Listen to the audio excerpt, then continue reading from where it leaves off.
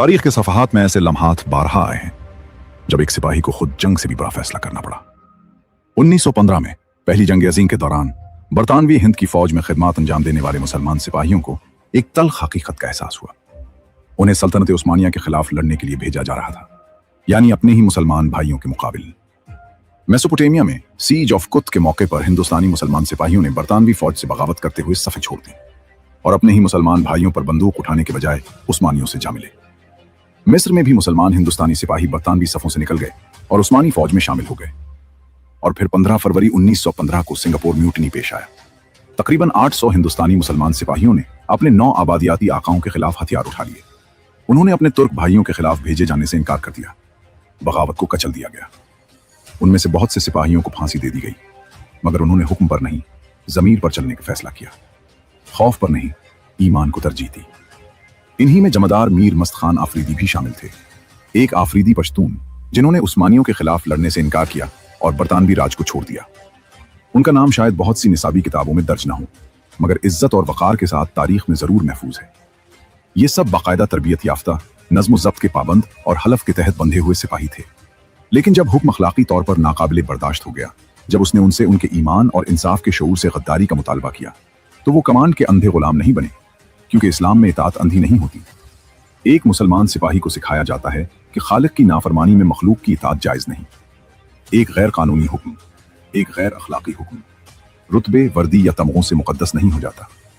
तारीख उन लोगों को याद रखती है जिन्होंने ज़मीर की आवाज़ पर लब्बैक कहा, और आज तारीख फिर देख रही है। जब सिपाहियों से कहा जाए कि वो अपने ही लोगों की तरफ हथियार रुख करें, जब हम वतनों को दुश्मन करार दिया जाए, जब सरहद के उस पार बसने वाले मुसलमानों को महज निशाना बना दिया जाए, तो सवाल हिकमत अमली का नहीं रहता, सवाल अखलाक का होता है। कौमें खौफ से महफूज नहीं होती, इंसाफ से महफूज होती हैं। वर्दी अवाम के दिफा के लिए होती है, उन्हें खामोश कराने के लिए नहीं। 1915 के मुसलमान सिपाहियों ने एक अबदी हकीकत साबित की। सबसे बड़ी बहादुरी ट्रिगर दबाना नहीं, बल्कि गलत होने पर उसे दबाने से इनकार करना है। हर सिपाही को अपने दिल की खामोशी में एक सवाल का जवाब खुद देना होता है। क्या यह हुक्म आदलाना है? क्योंकि रुतबे मिट जाते हैं, हुकूमतें बदल जाती हैं, जर्नैल आते और चले जाते हैं, मगर इज्जत और अल्लाह के हुजूर जवाबदेही हमेशा बाकी रहती है। तारीख उन लोगों को इज्जत देती है जिन्होंने अंधी इताअत पर नहीं, भाईचारे और हक को तरजीह दी, और हमेशा देती रहेगी।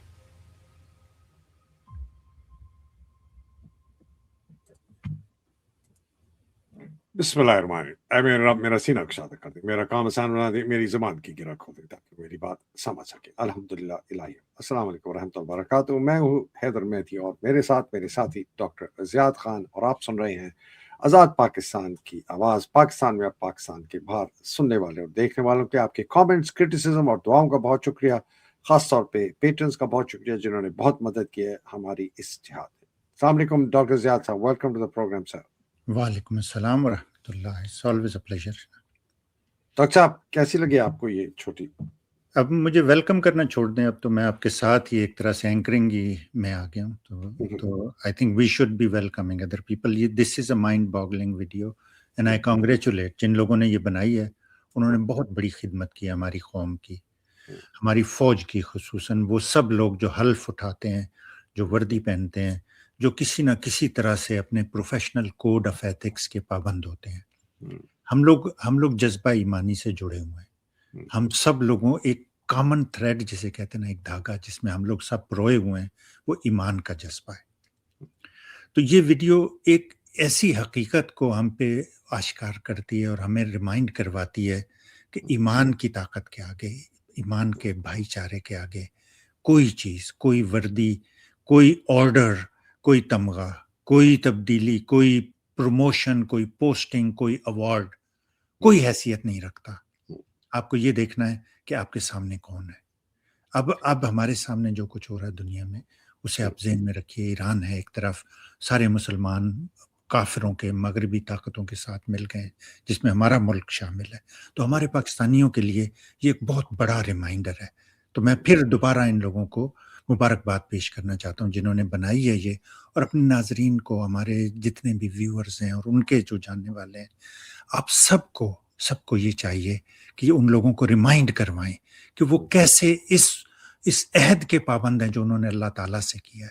ہم سب اس عہد کے پابند ہیں, اسی کے لیے اسی کے ساتھ جڑے ہوئے ہیں. ہم اسی کی وجہ سے ان لوگوں کا احترام کرتے ہیں, ہم اسی کی وجہ سے ان لوگوں کو عزت دیتے ہیں, اسی کی وجہ سے ہم اپنا پیٹ کاٹ کر خون پسینہ اپنا بہا کر اس سے جو ہم پیسہ کماتے ہیں اپنے بچوں کو منہ سے نوالے چھین کر ان لوگوں کو دیتے ہیں, تاکہ یہ اپنے عہد کی پاسداری میں کوئی کمی نہ ان کی رہ جائے. عہد سنا دوں؟ جی عہد سنا دوں ان کا؟ جی جی بالکل, بہت ضروری ہے وہ بھی. صدق دل سے اللہ تعالیٰ کو حاضر و ناظر جان کر حلف اٹھاتا ہوں کہ میں خلوص نیت سے پاکستان کا حامی اور وفادار رہوں گا اور اسلامی جمہوریہ پاکستان کے آئین کی حمایت کروں گا جو عوام کی خواہشات کا مظہر ہے, اور یہ کہ میں اپنے آپ کو کسی بھی قسم کی سیاسی سرگرمیوں میں شریک نہیں کروں گا, اور یہ کہ میں پاکستان کی بڑی فوج میں رہ کر پاکستان کی خدمت ایمانداری اور وفاداری کے ساتھ انجام دوں گا, اور یہ کہ میں بری بحری یا فضائی راستے سے جہاں بھی جانے کا حکم ملا جاؤں گا, اور یہ کہ میں اپنے متعین افسران کے قانون کے مطابق دیے گئے تمام احکامات کی تکمیل اپنی جان کو درپیش خطرات سے بے نیاز ہو کر کروں گا. اللہ میرا حامی اور ناصر ہو. آمین. اچھا سوال یہ ہے نا, سوال پہلے یہ بتائیے ہے آپ. کہ اتنی پستی کیسے آ گئی اتنے بلند و بالا حلف کے بعد؟ اللہ سبحانہ تعالیٰ کو حاضر ناظر جانتے ہوئے کہ دیکھ رہا ہے, سن رہا ہے, اوپر ہے ہر چیز, اتنی بڑی 20 سال کا بچہ ہے جی جو یہ کر رہا ہے پی ایم اے میں, برین واش ہو کے, اور ایک یہ ظالم بھیڑیا بن گیا جس کی عکاسی, ایک اور ویڈیو سناتا ہوں پھر ہم ڈسکس کریں, کہ جس کی عکاسی یہ صاحب کر رہے ہیں کہ ان لوگوں نے کیا کیا ہے پاکستان کے ساتھ. شرم نہیں آئی؟ گھر میں آپ کی عورتیں نہیں ہیں؟ یا آپ اتنے بے شرم ہیں کہ آپ کی عورتوں سے یہ کچھ کرے گا تو آپ کو کوئی فرق ہی نہیں پڑے گا؟ آپ اتنے بے غیرت ہیں. آپ بھی بے غیرت ہیں, اور جو آپ کو ہینڈلرز جو یہ کروا رہے ہیں وہ بھی بے غیرت ہیں, کیونکہ کوئی غیرت مند آدمی, آنریبل آدمی ایسی حرکت نہیں کر سکتا جو آپ نے کی ہے. بے ضمیر بھی ہیں, بے غیرت بھی ہیں, چھوٹی سی تنخواہ کے اوپر اپنا ضمیر بیچ رہے ہیں آپ کی, یہ اتنی سی اوقات اور قیمت. اب آپ نے اب میں نے یہ 3 اس لیے دکھائی ہے, کانٹراسٹ دیکھیں ہاں جی, پاسٹ کا, ہسٹری کا, انگریزوں کے کتے, انگریزوں کے بھیڑیے, ان میں بھی کچھ چند لوگوں کے جن کی بات ہے.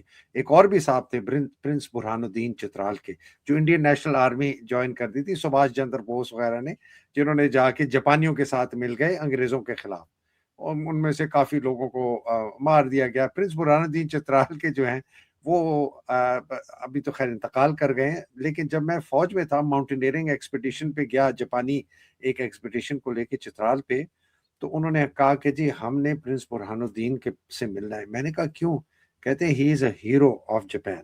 یہ اس آدمی کو آنر کر رہے ہیں جس نے دوسری جنگ عظیم میں برطانیہ کی جو غلامانہ سوچ والی فوج سے بغاوت کر کے جاپانیوں کے ساتھ مل گئے جا کے, کہ ہم نے اپنے انگریزوں کے خلاف جنگ کر کے اس کو اپنے سے اوپر سے جو مسلط ہیں. تو یہ میں 1977 کی بات کر رہا ہوں, 1945 میں جنگ ختم ہو چکی ہے, یہ 32 سال کے بعد کی بات ہے. ایک جاپانیز ایکسپیڈیشن تو میں نے کہا تمہیں بتایا کہ اس نے کہا ہم جو بھی جاپانی پاکستان آتا ہے اس کو حکم ہے کہ آپ نے جا کے پرنس برہان الدین کے سامنے جا کے سلام پیش کرنا ہے, جاپانی قوم کا شکریہ پیش کرنا ہے. Can you imagine? یہ آپ سوچیں, یہ میں ذاتی اپنی بات بتا رہا ہوں اور بہت لوگوں کو یہ پتا ہے. تو کہاں یہ حلف اور کہاں چھوٹی سی کے لیے آپ نے جو عمران کہتا ہے کہ تمہارے گھر میں ماؤں بہنیں بیٹیاں نہیں ہیں. وہ فوجی جرنیل عاصم منیر سے لے کے نیچے سپاہی حیدر مہدی تک جو سارے کے سارے بک گئے. اور یہ کرنٹ حیثیت ہے. جی آپ کچھ کہنا چاہ رہے ہیں؟ میں یہ پوچھ رہا تھا کہ یہ حلف جو ہے یہ ہر پاسنگ آؤٹ پہ ہوتا ہے, اور پاسنگ آؤٹ کتنے عرصے بعد ہوتی ہے؟ ہر 6 مہینے بعد. ہر 6 مہینے بعد. تو اب تک آپ کے خیال میں پاکستان میں کتنے افسر ہوں گے اور کتنے لوگ ہوں گے جنہوں نے یہ حلف لیا ہوگا؟ کم از کم اگر یہ حلف آیا تھا 73 میں, اس سے پہلے کوئی اور حلف تھا لیکن بھٹو نے 73 میں لے کے آیا تھا. تو 73 سے اب تک کتنے ہو گئے آپ کے؟ جی خیر سے 27 اور کیا 52 سال ہو گئے تقریباً. 52 سال میں کچھ نہیں کچھ تو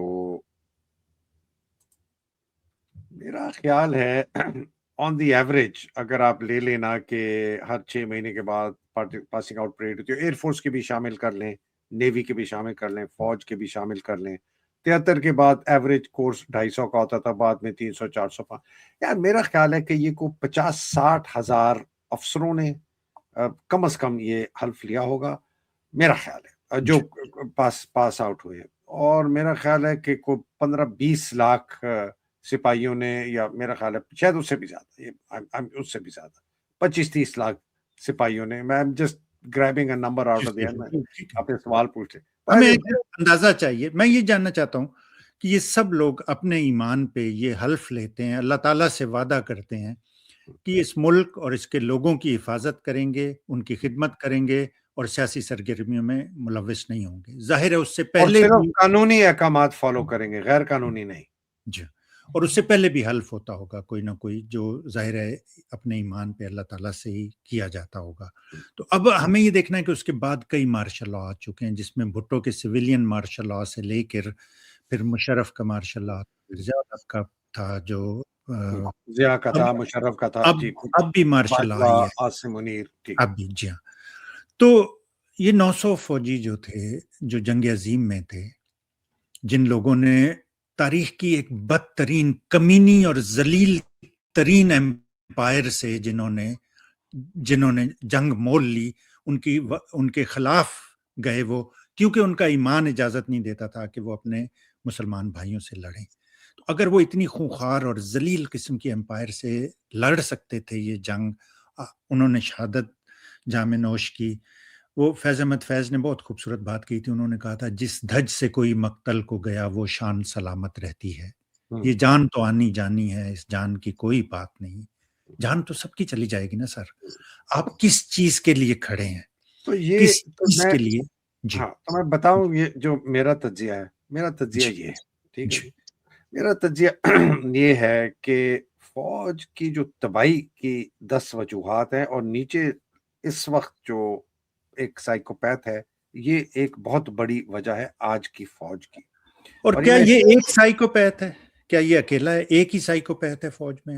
نہیں, بہت سائیکو بھرے پڑے, اب تو بھرے پڑے. دیکھیں جی, سب سے پہلے فوج کے اندر جو ان کو پی ایم اے میں یا ریجیمنٹل سینٹر میں ٹریننگ دی جاتی ہے, وہ اس کا نچوڑ یہ ہوتا ہے کہ آپ نے بغیر کسی کے پوچھے, آپ نے کسی طریقے سے آپ احکامات جو آپ کو دیے جاتے ہیں نا, اس کی خلاف ورزی نہیں کرتے, چاہے غلط ہو چاہے صحیح ہو. یہ ایک ڈرل کیا جاتا ہے, آپ کو ایک تقریباً مشین بنا دیا جاتا ہے. یہ سب سے پہلے ہماری تاریخ یہ ہے حیدر بھائی کہ حضرت عمر سے ایک صحابی, ایک عام انسان کھڑا ہو کے سوال پوچھ سکتا ہے خلیفہ وقت سے, جو اس وقت کے طاقت ترین. یہاں پہ آپ کہہ رہے ہیں کہ کوئی کوشچن پوچھنے کی بیکاز یہ انگریز فوج تھی, اس نے اس قسم کی انکویسچننگ اوبیڈینس اس لیے کی کہ چونکہ انہی لوگوں سے انہوں نے اپنے ہی لوگوں کے اوپر قبضہ اور کروانا تھا نا, تو آپ اگر اپنے بھائی کے اوپر قبضہ کر رہے ہیں، اپنی بہن کی آپ عزت لٹوا رہے ہیں، آپ اپنے ہی خاندان کے گھروں کے زمینوں پہ قبضہ کروا رہے ہیں، تو آپ کو اس طریقے کی ذہنی آپ کی تنظیم سازی کی جائے گی کہ آپ کو وہ چیز غلط ہی نہ لگے. ٹھیک ہے تو نا؟ اس میں ضمیر بھی آپ کا مر جاتا ہے، آپ سوتے نہیں ہیں. ہر چیز مر جاتی ہے. آپ آئے نا، میں آپ کو پی ایم اے میں 2 سال کے بعد آپ کو چھوڑ کے پھر آپ سے پوچھتا ہوں زیاد بھائی ضمیر کدھر ہے؟ وہ کہے گا ضمیر وہاں دفن ہوا ہے، وہ پی ٹی گراؤنڈ کے اندر پریڈ جو ہماری جو پی ٹی 1 مائل ہوتا تھا نا، میں وہاں دفن کر رہا ہوں. میں یار اپنی ذات کی بات کرتا ہوں یار. میں اس فوج میں تھا، بڑا سوچنے والا افسر تھا، سیاست کا بڑا میرے میں بڑی احساس تھا. میں نے فوج جوائن کرنے سے پہلے سیاست میں بڑا میں جناب وہ ہم نے کرتے تھے ڈیمونسٹریشن وغیرہ، اور اس میں نے 5 جولائی 1970 کو ضیاء نے جب مارشل لا لگائے میں نے چوں نہیں کی. آپ سوچیں. اور میں تو شکر ہے کہ بڑی جلدی مجھے احساس ہو گیا کہ یہ بہت بڑی میں عجیب قسم کی جگہ میں پھنس گیا ہوں. ادھر سے نکلا مجھے 4 سال لگے نکلنے میں. میں نے 78 کے شروع میں پہلی ریزگنیشن دی، اور 81 کے فروری میں مجھے چوتھے ریزگنیشن کے بعد چھوڑنا پڑا. میری بات نہیں ہے. تو ایک تو یہ ہے کہ آپ کو یہ بالکل برین واش کر دیتے ہیں، پھر آپ کو یہ اتنی زیادہ آپ کی وفاداری ادارے کے ساتھ کر دیتے ہیں، ملک کا اس میں تعلق ہی کوئی. لپ سروس دیتے ہیں پاکستان، اسلام، وہ سب جھوٹ، وہ سب مکاری، وہ سب فراڈ، وہ سب بالکل مطلب اوپر سے نیچے لے کے نیچے تک جو ہے نا منافقت کی باتیں ہوتی ہیں. دراصل ہے جی یہ پی ایم اے ہے، یہ آپ کی یونٹ ہے، یہ آپ کا کمانڈنگ آفیسر، یہ میری پنجاب. ابھی بھی اس وقت جو ریٹائرڈ فوجی افسر ہیں، سرونگ ہے، 1FF جی میری 1FF وہ 150 سال پرانی یونٹ ہے جی. کیا اس نے مارکا کیا اس دنیا کے پتہ نہیں فلانے ساؤتھ افریقہ میں، ادھر بور وار میں. They are still proud of the tradition جو انگریز کی ٹریڈیشن ہے. یہ کالے انگریز اس وقت بابے بڈھے، وہ میں فیس بک پہ کبھی دیکھتا ہوں کوئی مجھے بھیج لیتا ہے اپنے باپ کی تصویر لگائی ہوئی ہے، مائی فادر صوبیدار Dilshad Khan won the MC in فلانا وار ان جیروزلم، بڑے فخر سے. یہ آج کے بچے ہیں، بھائی دادا فلانا کیپٹن محمد خان فلانا ہی فوٹ ان فلانا ان اٹلی. بڑے یہ غلامانہ سوچ انگریز نے اس وقت کے افسروں میں نہیں ڈالی تھی، ان کے پوتوں میں، ان کے پوتیوں میں، ان کے پڑ پوتیوں میں جو IT اسپیشلسٹ ہے، کوئی امریکہ میں کام کر رہا ہے، کوئی گلف میں کام کر رہا ہے. اور یہ جو ہے نا خچر اور خچریاں، یہ بھی ابھی تک پراؤڈ ہیں کہ جی ہمارے دادے نے نا غلامی کی انگریزوں کی. حیدر بھائی یہ صرف ان لوگوں کی انگریزوں نے برین واشنگ کی تھی، انہوں نے پوری قوم کی کر دی. انہوں نے مطالعہ پاکستان اور اسلامیات تک کو تو یہ تباہی جو ہے نا یہ کہ جی فوج جو ہے بس فوج ہی فوج ہے. اچھا چونکہ ان کی کبھی ان کو سزا نہیں دی گئی.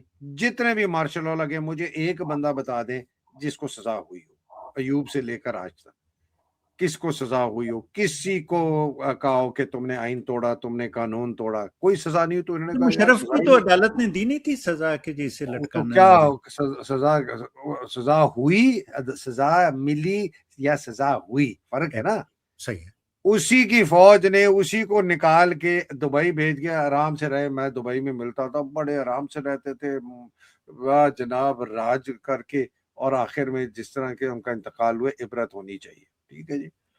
تو میں یہ بتا رہا ہوں کہ ان لوگوں کو پھر پیسہ اتنا ملتا ہے، اتنے ان کی پرکس ہیں، ان کی پریویلیج، اور خاص طور پہ بریگیڈیئر کے بعد تو بالکل ان کے منہ میں جس طرح ڈاکو گروہ جو جا کے ڈاکہ مارتے ہیں، ڈاکہ مارنے کے بعد وہ آپس میں ڈسٹریبیوٹ کرتے ہیں.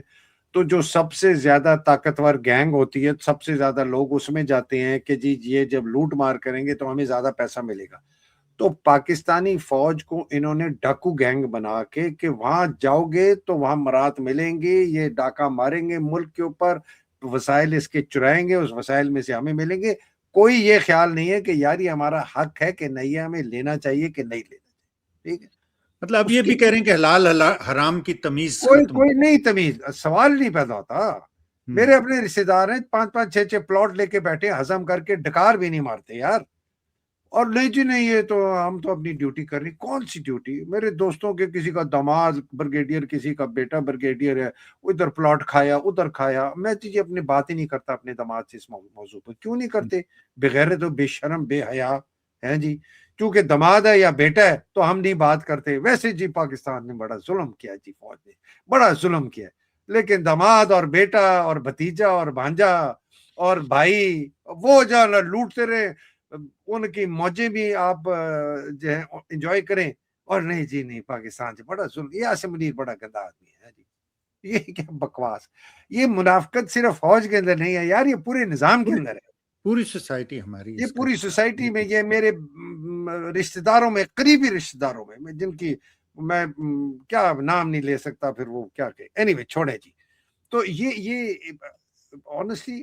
اور پھر آخر میں بتائی اس لیے رہا ہوں کہ یہ پروگرام تھوڑا لمبا ہو جائے گا، لیکن اس کو شاید ہم ادھر ہی ختم کریں گے یہ، بیکاز میں نے کہا تھا کہ ہم ذرا ڈیٹیل میں بات کریں. اگلے پروگرام میں بات کریں گے کہ اس کو ٹھیک کیسے کر سکتے ہیں. لیکن یہ امپورٹنٹ ہے لوگوں کو یہ سلائیڈ کو غور سے دیکھیں، اس کو بہت اچھی طرح سمجھیں کہ یہ میں نے کیا نتائج، یہ میرے نہیں ہیں، یہ بڑے مجموعہ نتائج ہیں بہت لوگوں کی سوچ کے بعد. پھر یار جب آپ بار بار قتل کرتے ہیں نا، بار بار مارتے ہیں، خاص طور پہ سپاہی، این سی او، جے سی او، وہ بے حس ہو جاتا ہے، اس کا دل پکا ہو جاتا ہے، اس کو یہ چیز غلط لگتی نہیں. جس طرح آپ نے لاکھوں لوگوں کو مارا، ریپ کیا ایسٹ پاکستان میں، اس کے بعد آپ نے ہزاروں، ٹینز آف تھاؤزنڈز، میں بھی اس سے بھی زیادہ لوگوں کو آپ نے مارا. بلوچستان کے اندر آپ نے کراچی میں مارا، آپ نے سندھ میں مارا، آپ نے کے پی میں مارا. چاہے آپ کے دشمن تھے، چاہے آپ کو دشمن آپ نے زبردستی بنائے، لیکن جس طریقے سے آپ نے مارا اور بے جس کو کہتے ہیں نا کرولٹی سے مارا، اور بغیر کسی روک کے مارا، بغیر کسی قانون کی اجازت کے مارا، مطلب فری فار آل آپ نے مارا. اور ابھی بھی آپ کر رہے ہیں، جس طرح ابھی تو ہر جگہ پہ کر رہے ہیں. ابھی تو پنجاب میں بھی افغانستان میں کر رہے ہیں. جی. آپ کو دیکھیں جی، آپ وہی کام کر رہے ہیں جو اسرائیل کرتا تھا، آپ وہی کام کر رہے ہیں جو ہندوستان کر رہے ہیں، آپ وہی کام کر رہے ہیں جو امریکہ کر رہے ہیں. ادھر آپ کہہ رہے ہیں کہ جی یہ بڑی غلط ہے، بمباری جی نہیں کرنی چاہیے. پھر آپ کہتے ہیں جی ایران بھی بڑی غلط بات کر رہا ہے، اس کو بمباری نہیں کرنی چاہیے. پھر آپ کہتے ہیں کہ یہ جی ہم افغانستان پہ بمباری کریں گے. آپ نے ایک ان کا جو ایک سیولین انفراسٹرکچر ہے، فیول ٹینک پہ آپ نے آج اس پہ بمباری کر دی. تو یہ جو سائیکولوجیکل ایک ہوتا ہے نا ضمیر، جس کی آپ بات کرتی ہے، ایک نفسیاتی دیوار ہوتی ہے کہ میں اس سے آگے نہ چلوں، وہ ٹوٹ چکی ہے ان سب کی، ان کے جرنیلوں سے لے کر، عاصم منیر سے لے کر، اور پہلے بھی، ابھی بھی اس وقت جتنے ان کے لیفٹیننٹ جنرل بڑے بڑے جناب، کوئی پائپ پیتا ہے، کوئی سگار پیتا ہے، کوئی گولف کھیلتا ہے، اپنے جناب ان کی مائیں ہیں، ان کی بہنیں ہیں، ان کی بیٹیاں ہیں، ان کی بیویاں ہیں، ان کی اولادیں ہیں، ان کے سامنے بڑے یہ زبردست قسم کے رستم زمان کر کے بیٹھتے ہیں. یہ بہت گندے یزید نما دجالی بے غیرت بے شرم افسر ہیں جرنیل، انکلوڈنگ میرا جو رشتہ دار ہے جو جرنیل ہے وہ اسی کیٹیگری میں ہے. یہ سارے کے سارے بے ضمیر اور ضمیر، سائیکولوجیکل بیریئر.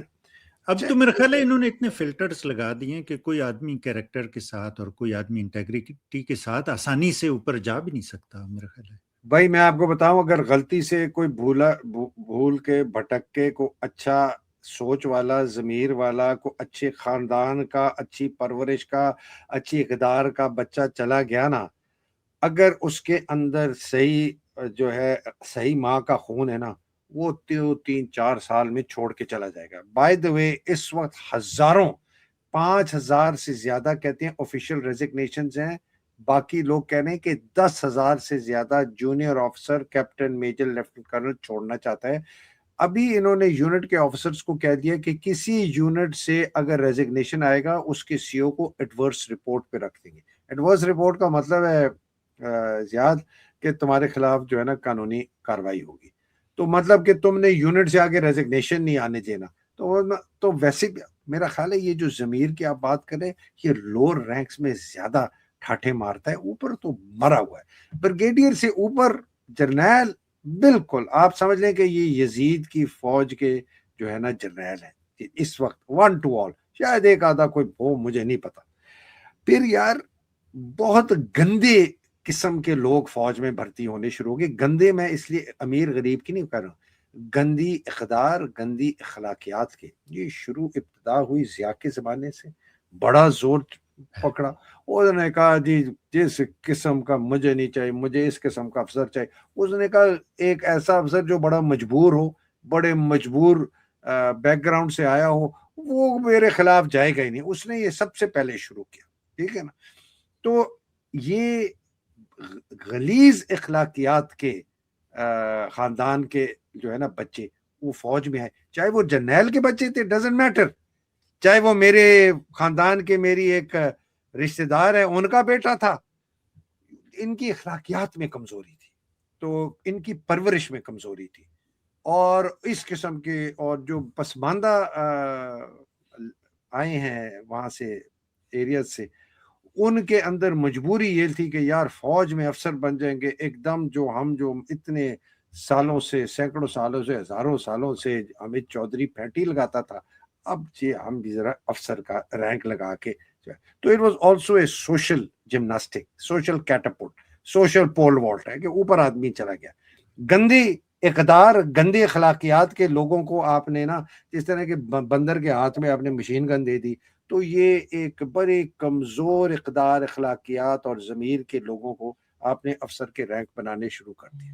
آپ یار مجھے یہ بتائیں کہ آپ بالکل جھجکتے نہیں اپنی فیملی کے لوگوں کے بارے میں یار بات میں کیسے جھجکتا, کیوں؟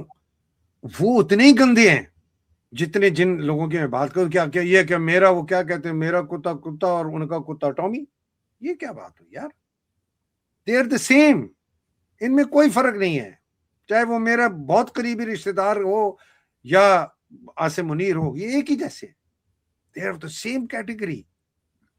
یہ کیسے ہو سکتا ہے کہ جی میرا جو رشتہ دار ہے وہ فوج میں اگر جرنیل ہے یا بریگیڈیئر ہے, یا میرے قریبی دوستوں کے جو بچے ہیں کسی کا داماد ہے بریگیڈیئر فلانا, میں کہوں نہیں یار نہیں تم مجبور ہو. کوئی مجبور نہیں ہے, کوئی مجبور نہیں ہے بھائی جان, نوکری چھوڑو. اس کا مطلب ہے کہ جو کرو. پہلی جنگ عظیم میں جو سپاہی تھے وہ ان لوگوں سے بہت بہتر تھے کہ یہ ڈرامے بازیاں استعفے دے کے اور بیٹھے ویٹ کر رہے ہیں اور وہی سلوٹیں مار رہے ہیں اور وہی چیزیں کر رہے ہیں. مطلب یہ ہے کہ اگر وہ بغیر استعفے دیے چلے گئے تو وہ پھر ڈیزرشن ہوگی, ڈیزرشن کی بہت سخت سزا ہے, پھر ان کو پکڑ کے یہ اڑا دیں گے, مار دیں گے. تو ایمان بیچنے کی اس سے بھی زیادہ ہے سر, ایمان اپنا بیچ دینے کی, ضمیر اپنا کرنے, اس سے زیادہ سزا ہے ڈیزرشن کی. صحیح کر. آخری 3 بتا دوں, 2 بتا دوں. جی میرٹ نہیں ہے کوئی. پہلے ہوتا تھا جی چلو جی افسر اچھا ہے پروموٹ ہو گیا, کوئی میرٹ نہیں ہے. آپ کا نیپوٹزم, کس کا رشتہ دار, پہلے بھی ہوتا تھا جی یہ فلاں, یہ انکل, وہ ہو گیا جی انکل کا, جس طرح فوج میں باہر کہتے ہیں نا برگر, تو کہتے ہیں جی یہ انکل افسر ہے. انکل افسر مطلب ٹونی افسر, انکل افسر, کہ جی اس کا کوئی چاچا ہے, کوئی ماما, کوئی جرنیل ہے وہ. لیکن اتنی وائڈ سپریڈ نہیں ہوتی تھی بائی دا وے, ٹھیک ہے نا, اتنی کم از کم میرے زمانے میں. بعد میں تو خیر بس. اب آپ دیکھیں, آپ سمجھیں, اگر آپ عقل مند ہیں اور آپ محنتی ہیں اور آپ بالکل بے ضمیرے ہیں, بے غیرت ہیں, تو آپ 100% جرنیل بن جائیں گے, ٹھیک ہے نا. اس لیے آپ میں عقل بھی ہے, محنت بھی ہے, لیکن اتنی رتی بھر کی بھی آپ میں نہ ضمیر کی آواز ہے, نہ کوئی غیرت ہے, نہ کوئی اقدار ہے, نہ کوئی اخلاقیات ہے, نہ کوئی آپ کی ماں باپ کی اچھی پرورش کا کوئی اثر آپ میں رہ گیا. میں ایک بتا, ٹھیک ہے نا, چلو اثر اگر پرورش اچھی بھی تھی نہیں, تو وہ تو 100% جرنیل بنے گا. نیپوٹزم کی آپ بات کریں نا, سول سروس میں ہم سے ایک سینئر بیچ تھا, اس میں صاحبزادہ یعقوب خان اور 2 اور جرنیل تھے, ان کے داماد ہوتے تھے, تو اسے سن ان لاز بیچ کہا جاتا تھا. تو وہ یہ ہماری پوری داماد بیچ, جی تو یہ بھی بھائی ہے جی ہاں, بیٹا داماد انکل بیچ, بالکل صحیح. اچھا, جو ایک چیز ہے نا کہ چونکہ ان کو اتنا خوف ہے کہ ان کے خلاف اتنا مکمل طور پر یہ پورا پاکستان ان سے اب اتنی نفرت کرتا ہے, اور انہوں نے اتنا ظلم کیا ہے, اور لوگوں کو اپنا ریونج لینے کا, اپنا بدلہ لینے کی آگ اتنی زیادہ ہے, ان کو اتنا خوف ہے کہ اگر یہ سسٹم ختم ہوا تو ہماری تکے بوٹیاں ہو جائیں گی. اس کی وجہ سے یہ اور بھی ظلم کرتے ہیں, اور ظلم جو ان کو آرڈر ملتے ہیں وہ بھی کرتے ہیں کہ اس کو یہ قائم رکھے, جو کہ نہیں قائم رکھیں گے. بائی دا وے قائم نہیں رکھ سکتے, یہ ٹوٹے گا, لیکن اس کی وجہ سے یہ زیادہ ظالم ہو گئے. آپ کو پتہ ہے نا, ظلم بڑھتا تب جاتا ہے جب آپ کا خوف بھی بڑھتا جاتا ہے, رائٹ, کہ یار جس کے اوپر میں ظلم کر رہا ہوں یہ میرے پر آنکھ نہ اٹھائے, یہ میرے پر ہاتھ نہ اٹھائے. اگر وہ دیکھتا ہے کہ ہاتھ یا آنکھ اٹھا رہا ہے یا ہاتھ اٹھا رہا ہے میرے اوپر تو میں زیادہ ماروں گا اس کو, اس لیے کہ مجھے خوف ہے کہ کہیں یہ مجھے نہ مار دے. تو ظالم یہ ہمیشہ بزدل اور کمینہ ہوتا ہے, بالکل صحیح بہت کہتے ہیں. کمینہ ہوتا ہے, جی ٹھیک ہے. جی اور یہ جو پھر اس کی اور ایک جو ان کا طریقہ کار ہے اسٹرکچر کے, فوج کے آرمی چیف کے پاس اتنی طاقت ہے, بے لگام بے قابو طاقت ہے. یہ مجموعہ ہے آپ کے سامنے جس کے متعلق عمران نے کہا ہے کہ تمہاری ماں بہن بیٹیاں نہیں, بغیرتی. جی تم اتنے بغیرت ہو, تم اتنے بے شرم ہو. یہ ہے جی, میں نے وعدہ کیا تھا کہ ہم تھوڑی ڈیٹیل میں بات کریں گے فوج کی. جی. میں چاہتا ہوں کہ یہ اس لیے ذرا اس پہ ٹائم لگا ہے. بہت اگلے بہت پروگرام میں نا اس کی ذرا ہم بات کریں گے کہ بٹ یہ ہاں میں آپ سے یہ پوچھنا بھی چاہتا ہوں اور ہمارے سارے ویورز بھی جاننا چاہتے ہیں کہ یہ ساری خرابیاں ہیں, یہ جو آپ نے بتائی ہیں, یہ بہت ہی ایپٹ ہیں, بہت ہی یہ پریویلنٹ ہیں اس میں. کہاں جائیں گے, حل کیا ہوگا, کیسے ہم اسے سالو حل اس کا اگلے ہے, پروگرام میں ہم اگلے میں انشاءاللہ کروں گا. لیکن آج تھوڑا سا زیادہ آپ سے بھی خبر لینی ہے کہ عمران خان کی جو اس وقت سچویشن ہے, وہ یہ جو ٹرک کی بتی کے پیچھے لوگوں کو لگا رہے ہیں نا کہ جی عید سے پہلے یہ اور عید کے بعد وہ اور فلانی ڈیل اور یہ ڈیل اور وہ ڈیل, میں لوگوں کو بتانا چاہتا ہوں کوئی ایسا نہیں ہے. But what's your information on this? پہلے اس سے پہلے میں 2 کوئک چیزیں بتانا چاہتا ہوں حیدر بھائی. ایک تو منافق کا کہتے ہیں نا, کئی لوگوں کو یہ ڈسٹرب ہوتے ہیں کہ یار یہ گالیاں دے رہے ہیں یا منافق کہہ رہے ہیں, یہ نہیں کہنا چاہیے, ایسے بات نہیں کرنا چاہیے. تو یہ کوئی گالی نہیں ہے. اللہ تعالیٰ نے 3 نشانیاں بتائی ہیں منافق کی. بات کرے تو جھوٹ بولے, وعدہ کرے تو وعدہ خلافی کرے, امانت دو تو اس میں خیانت کرے. یہ لوگ تینوں کر رہے ہیں چیزیں, تینوں چیزیں کر رہے ہیں. اللہ تعالیٰ کی یہ مملکت میں دخل دیا, انہوں نے ان کی حدود کو کراس کیا ہے. تو اس لیے یہ مت سمجھے کہ گالی ہے. یہ اگر آپ برے کو برا نہیں کہہ سکتے اور ظالم حکمران کے سامنے کلمہ حق نہیں کہہ سکتے تو آپ کا ایمان بہت کمزور ہے. ہم سب اس میں شامل ہیں. دوسری بات یہ ہے کہ آپ نے دیکھا کہ جنگ عظیم میں انگریزوں کی اتنی ذلیل اور کمینی سلطنت کے خلاف 900 سپاہی کھڑے ہوئے, ان میں آفریدی بھی تھے. اس وقت آفریدیوں میں ہوتی ہوگی غیرت. اب ہم کیا دیکھ رہے ہیں, شہریار آفریدی, شاہد آفریدی, سہیل آفریدی, یہ پتہ نہیں کیا ہو گیا ہے. پوری قوم کو جہاں پہ ہوا ہے وہاں اس طرح کے لوگ آ گئے. اب یہی لوگ عمران خان پہ اثر انداز ہو رہے ہیں. حیدر بھائی, عمران خان نے اس قوم پہ اس کے لیے اپنا سب کچھ لٹا دیا. اس نے اس پہ تکیہ کیا ہے. اسے یہ تھا کہ میں اس قوم کو پروٹیکٹ کر رہا ہوں, میں اس کے حقوق کے لیے لڑ رہا ہوں. تو جب ضرورت پڑے گی یہ لوگ بھی کھڑے ہوں گے اپنے حقوق کے لیے, عمران خان کے لیے نہیں. تو لیکن یہ لوگ سارے گھماؤ دے رہے ہیں. جتنے باہر کے لوگ کر رہے ہیں اتنے ہی اندر کے لوگ بھی کر رہے ہیں. گھر کے اندر, خاندان میں یہ ہو رہا ہے, ہر طرف یہ چیزیں چل رہی ہیں. میرا ایمان ہے, میں نے بہت دفعہ آپ سے کہا ہے, مجھ سے بہت لوگ بحث کرتے ہیں, میں یہ کہتا ہوں کہ نمبر 1 اللہ تعالیٰ عمران خان کی حفاظت کرنے والا ہے. کسی کی ضرورت نہیں ہے عمران خان کو, نہ اس نے کبھی کسی سے مانگا ہے. آپ نے دیکھا کل پرسوں اس نے سلمان صفدر سے کہا تھا, اس نے کورٹ میں کھڑے ہو کے کہا ہے, اندر سے جو بھی ہے مجھے نہیں پتا, لیکن میں سلمان صفدر کو یہ داد دینا چاہتا ہوں کہ اس نے عدالت میں کھڑے ہو کے یہ بات کہی ہے کہ میرے کلائنٹ نے, عمران خان نے مجھے یہ کہا ہے کہ صحت کی بنیاد پہ بالکل تم نے مجھ سے نہیں رعایت لینی, کوئی میرٹ پہ کیس لڑنا. یہ حیدر بھائی یہ بہت بہت بڑی بات ہے. ایک ٹریفک کا چالان ہو جاتا ہے انسان کا تو ہمارے چھکے چھوٹ جاتے ہیں, ہم جا کے ترلے کرتے ہیں سنتری کے, اور جا کے عدالتوں میں جا کے وہاں پہ ترلے کرتے ہیں. ایک آدمی 3 سال سے ناحق قید ہے, اور اپنے لیے نہیں, اس قوم کے لیے جو سوئی ہوئی ہے, جو چکر دے رہی ہے اپنے آپ کو اور دوسروں کو, وہ اس کے لیے وہ کام کر رہا ہے. تو ہمیں یہ نہیں سمجھ آتی.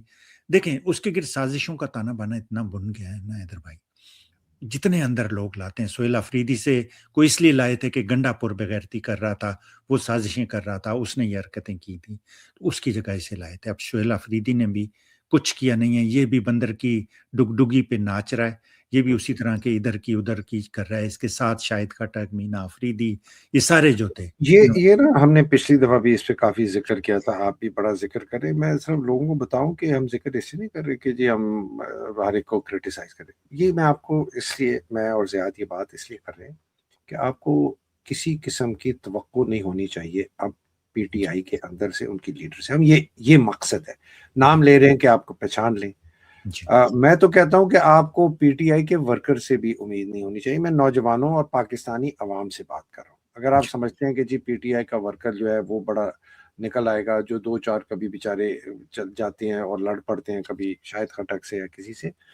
آپ نے دیکھ لیا کہ جب عمران خان صاحب کے ساتھ جو ان کی آنکھ کی جو بینائی ہے جب وہ لے لی گئی, اس کے بعد آپ نے دیکھا کہ کتنے نکلے پی ٹی آئی کے ورکر جو کہتے ہیں جی ہم یہ ریڈ لائن ہے, تو نہیں نکلے. تو یہ بھی ان میں سے بہت, اور خاص طور پہ لوگ کہتے تھے جی کے پی کے اندر جو نوجوان ہیں وہ بڑا زبردست ہے, کے پی کا جو آپ دیکھنا جی کے پی میں یہ کے پی کوپی کچھ نہیں ہوگا, ٹھیک ہے نا جی. انہوں نے بھی ٹوپی ڈرامہ ٹک ٹکور سب کچھ بڑے جی مراد صحیح 4 سال کیا بیٹھے اچار بنا رہا ہے, 4 سال سے بیٹھا, کتاب چھپ گئی پتہ نہیں اس کی ہے کہ نہیں ہے.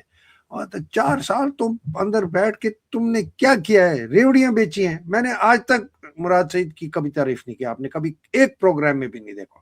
میں صرف یہ سوال پوچھتا ہوں کہ وہ کر کیا رہے. یہ سارے اس کے بندے ہیں, یہ سہیل افریدی, مینا خان, شفیع جان, شاہد خٹک, یہ سارے مراد سعید کے بندے. اگر یہ بک گئے ہیں تو مراد سعید کون سا پاک رہ گیا, میں یہ بتاؤں. اور سب کہتے ہیں جی مراد سعید کی ان سے ڈائریکٹ کانٹیکٹ ہے. تو بات آپ کو کرنی ہے کہ آپ جو یہ بتوں کی طرف دیکھتے ہیں نا پاکستانی, جو خود بت بنائے اور ان کی پوجا کی اور ان سے توقع کی ہے. حضرت ابراہیم سے جب لوگوں نے پوچھا کہ بت کس نے توڑے, انہوں نے کہا وہ جو بڑا بت ہے وہ تمہارا, اس نے ان کے چھوٹے بتوں کو توڑا ہے. ان کا یہ کیا بات ہے, وہ تو نہیں کر سکتا. تو کہتے تم ان کی پوجا کرتے ہو, نہ بول سکتے. مطلب یہ خود ہی بت بنائے, خود ہی پوجا کی, خود ہی اٹھایا ہم نے جی, او جی. تو یہ کہنے کا مقصد ہے کہ آپ توقع چھوڑ دیں. پی ٹی آئی کے اندر اگر کوئی نوجوان ورکر ہے جو ابھی بھی جینوئن ہے, تو آپ کو خود متحرک ہونا پڑے, آپ کو خود کر کے خود اپنے آپ کو. اور میرا تو سب سے زیادہ سوال جو ہے نا وہ اب فیملی سے ہے. میں تینوں بہنوں سے, علیمہ خانم, ڈاکٹر عظما اور نورین خانم, تینوں سے کہتا ہوں, آپ کو پتا ہے کہ آپ کی پارٹی, یہ Imran Khan P T I کی پارٹی کچھ نہیں کرے گی آپ کے بھائی کے لیے. آپ کو پتا ہے, ایک نہیں 100 دفعہ پتا ہے آپ کو, ساری دنیا نے بتا دیا. آپ بھی لوگوں کے سامنے کہتے ہیں کہ یہ پارٹی بڑی بغیرت ہے, یہ کچھ نہیں کرے گی.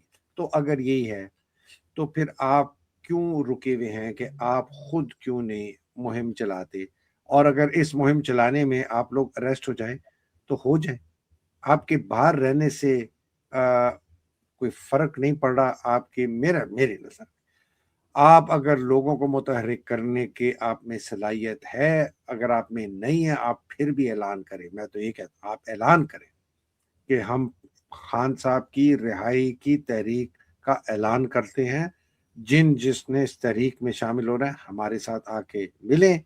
آپ خود آ کے اس تحریک کو منظم کریں اور اس تحریک کو ہم آگے لے کے چلیں گے. بیکاز طریقہ صرف ایک ہی ہے, یا تو فوج کے اندر سے کوئی محب وطن نوجوان افسر جوان نکلے گا اور عاصم منیر اور جرنیلوں کو ٹھکانے لگائے گا, پھڑکائے گا, ان کے اگر یہ بھاگیں گے ان کے کھوپڑیاں اڑائے گا, اور یہ سب وہ کرے گا آئین کے تحت اور قانون کے تحت. یا تو اس کا اپنا جو خنسامہ ہے وہ اس کو پھڑکا دے گا آئین کے تحت قانون کے تحت, اس لیے کہ ایک عام شہری کا بھی حق ہے اس ملک کے آئین کا دفاع کرنا, اس کے قانون کا دفاع کرنا. اور عاصم منیر جو ہے اس نے آئین توڑا ہے, قانون توڑا ہے, حلف سے غداری کی ہے, غلط احکامات دیے ہیں, سیاست میں سے وہ اس وقت پاکستان کا نمبر 1 دشمن ہے. دشمن نمبر 1 پاکستان کا عاصم منیر ہے اور اس کے ساتھ جتنے جرنیل ہیں. جو فوج کے اندر افسر جوان ان کے خلاف کارروائی کریں گے, ان کو پھڑکائیں گے, ٹھکانے لگائیں گے. اگر وہ بھاگتے ہیں ان کو بھاگنے نہ دیں, تو وہ آئین کے تحت کر رہے ہوں گے, قانون کے تحت. یہ میں جذباتی نہیں کہہ رہا ہوں, آپ آئین پڑھ لیں, آپ قانون پڑھ لیں, آپ فوج کے رولز اینڈ ریگولیشنز پڑھ لیں. سپریم کورٹ کی آپ کے پاس ساری اوپینینز ہیں. ایک تو وہ طریقہ ہے. دوسرا طریقہ ہے عوام سڑکوں پہ نکلے اور ایران کی طرح, جس طرح ایران نے وہ جو ایک بیریئر کراس کیا نا, جس میں انوینسیبلٹی آف امریکہ کی پاور کی انوینسیبلٹی, اسرائیل کے پاور کی انوینسیبلٹی کو توڑ دیا, اسی طرح عوام نے اس فوج کی طاقت کا استعمال اپنے لوگوں کی جو ہے نا, اس کی جو آپ کا ایک خوف ہے, دیوار ہے یا انوینسیبلٹی کی, نہیں جی ان سے کوئی لڑ نہیں سکتا. مجھے لوگ کہتے ہیں ان سے لڑ نہیں سکتا, اور میں نے کہا لڑ کیوں نہیں سکتے, لڑنے کی تیاری کرنی پڑے گی, آپ کو سیکریفائس کرنا پڑے گا, آپ کو گولیاں کھانی پڑیں گی, کیوں نہیں لڑ سکتے؟ بالکل لڑ سکتے. یہ ہے جی آج کا. اگر کوئی اور ایڈ کرنا ہے تو بتائیے. میں حیدر بھائی بات شروع ہوئی تھی پاکستان کو آزاد کرانے سے. عمران خان نے اس کے لیے جدوجہد شروع کی تھی کہ پاکستان, پاکستانیوں اور ان کی نسلوں کو اس غلامانہ زندگی سے, ان آقاؤں سے, نوآبادیاتی آقاؤں سے نجات دلائی جائے. اور بات آ گئی ہے کہ جی عمران خان کو اس ہسپتال نہیں, پلیز اس ہسپتال لے جائیں, یہ ڈاکٹر نہیں, یہ ڈاکٹر کر دیں. ہم لوگوں نے اپنے آپ کو کتنا گرا لیا ہے. کیا مقصد تھا, کیا کہاں سے شروع ہوئے تھے, اور ہمارا ایمان کتنا کمزور ہے کہ ہم اس پوائنٹ پہ آ گئے کہ خدا کے لیے پلیز عمران خان کو شفا اسپتال نہیں, شفا انٹرنیشنل اسپتال لے جائیں. یہ ہم سب کے لیے سوچنے کا مقام ہے. یہ عمران خان کی جنگ نہیں ہے, عمران خان کی آزادی کا کوئی کوشچن نہیں ہے. پی ٹی آئی والوں پہ بالکل رلائے مت کریں, کسی پہ رلائے مت کریں. یہ ہماری اور ہماری آنے والی نسلوں کی آزادی کی جنگ ہے, یہ ہمیں لڑنا ہے, کوئی اور نہیں. پتہ ہے زیاد مور دین دس, یہ ہمارے اپنی ضمیر کی جنگ ہے. ایبسلیوٹلی, بالکل.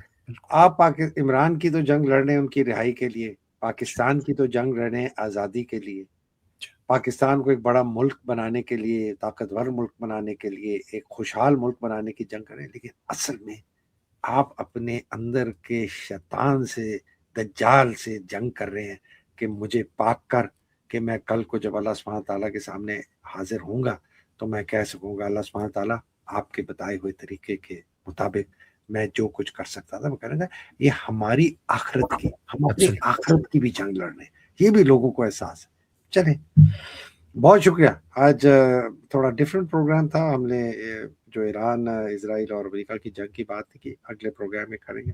اللہ سبحانہ تعالیٰ آپ کو حفظ و امان میں رکھے, آپ کے اہل ویال کو حفظ و امان میں رکھے, حقیقی آزادی کی جنگ لڑنے والوں کو حفظ و امان میں رکھے. پاکستان میں یا پاکستان کے باہر جتنے بھی جو لوگ بھی ان ظالموں کے خلاف جنگ کر رہے ہیں, پاکستان کے اندر, پاکستان کے باہر, دوسرے ملک, ایران جیسے ملک, اللہ سبحانہ تعالیٰ ان کو حفظ و امان میں رکھے, جرت دے, طاقت دے, اور جو باشعور, باضمیر لوگ, اخلاق والے, اقدار والے, ان کو بھی جرت دے کہ وہ زور بازو سے اس نظام کو اکھاڑ کے پھینکیں. خان صاحب, ان کی اہلیہ, ان کے ساتھ باقی جو لوگ بچے بوڑھے قید میں, مصیبتوں میں, اللہ سبحانہ تعالیٰ مصیبتیں آسان کرے.